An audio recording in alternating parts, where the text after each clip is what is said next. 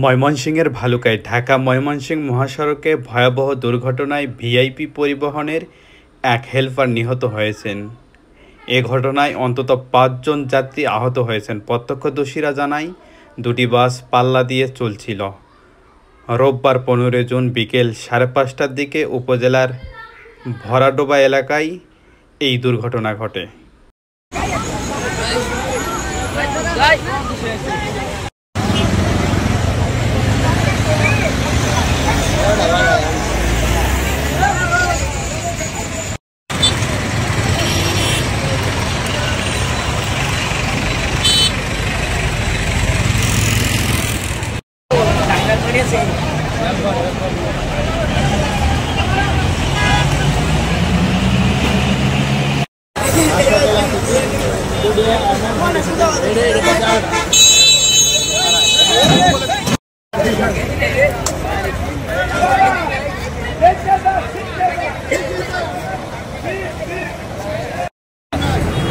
Apa nama